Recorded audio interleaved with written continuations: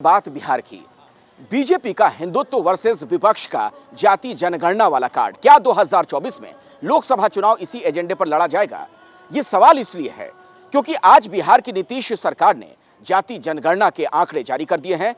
क्या 24 में कमंडल वर्सेस मंडल की पिच तैयार हो गई है?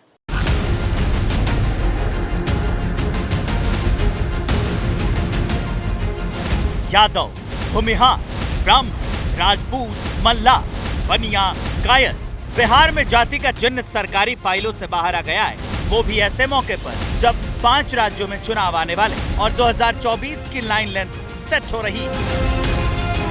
गांधी जयंती पर बिहार सरकार ने जाति जनगणना के आंकड़े जारी करके एक बड़ा दांव चल दिया है।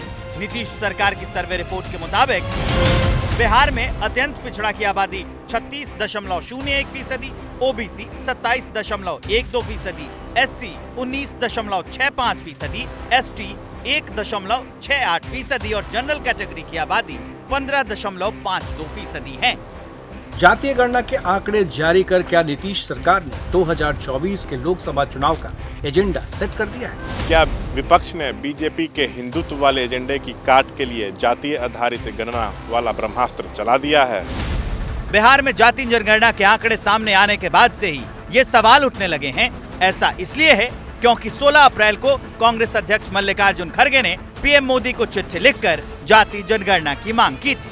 आम आदमी पार्टी, डीएमके, एनसीपी जैसी पार्टियों ने इसी मुद्दे पर कांग्रेस का समर्थन किया था। 6 सितंबर को सोनिया गांधी ने चिट्ठी लिखकर संसद के विशेष सत्र में जाति जनगणना पर चर्चा कराने की मांग की थी। राहुल गांधी ने तो नए संसद भवन में हुए विशेष सत्र में लोकसभा में ये मुद्दा उठाया था। डरो मत, हम कास्ट सेंसस की बात कर रहे हैं। देश में कितने ओबीसी हैं, कितने दलित हैं, और उस सवाल का जवाब सिर्फ कास्ट सेंसस से मिल सकता है। जल्दी से जल्दी जो हमने कास्ट सेंसस किया था उसका डेटा आप रिलीज कीजिए, और अगर आप नहीं करेंगे तो हम कर डालेंगे। अब बिहार की जाति जनगणना के आंकड़े सामने आने के बाद दूसरे राज्यों में भी जाति जनगणना चुनावी मुद्दा बनने लगा है। सरकार आई तो सर आप मध्य प्रदेश में भी कराएंगे क्या सर? निश्चित। दरअसल जाति जनगणना के तार आरक्षण और ओबीसी वोट बैंक से जुड़ा हुआ है।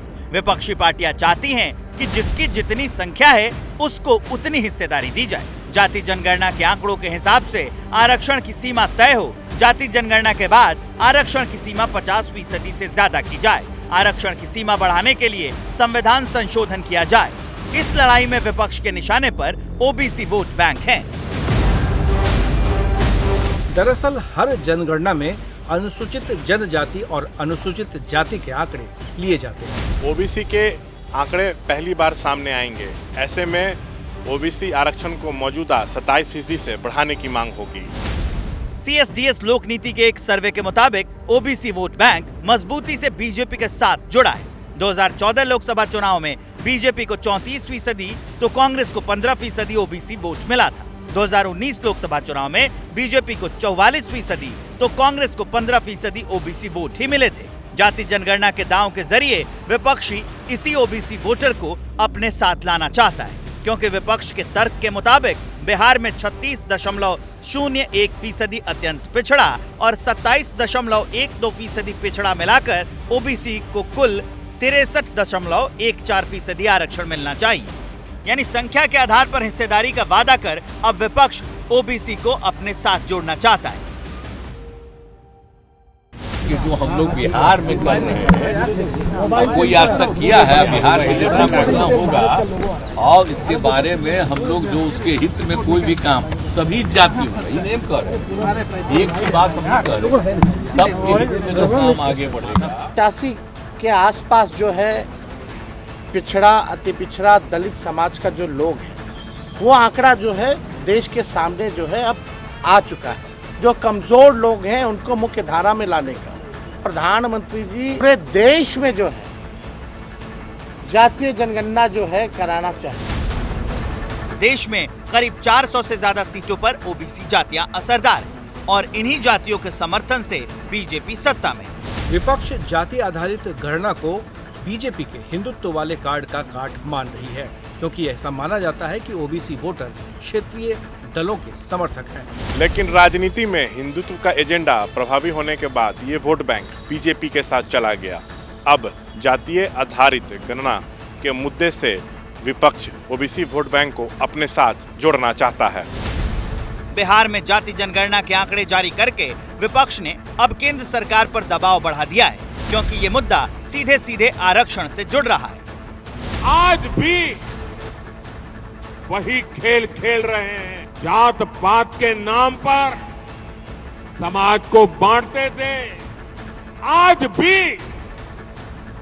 वही पाप कर रहे हैं। विपक्ष जाति जनगणना के जरिए समय की सुई को 90 के दशक में ले जाना चाहता है, जहां मंडल की राजनीति कमंडल पर भारी पड़ी थी। पटना से प्रकाश कुमार के साथ ब्यूरो रिपोर्ट, एबीपी न्यूज।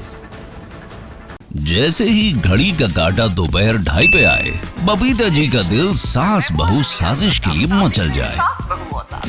और ये है इनकी बहू, पूरे दिन ऑफिस की टेंशन हो जाए गॉन जब ये करें अपना फेवरेट शो फ्री टाइम पे ऑन। इनकी तरह आप भी देखें अपना फेवरेट शो अपने टाइम पर और डाउनलोड कीजिए एबीपी लाइव ऐप अपने स्मार्ट टीवी पर।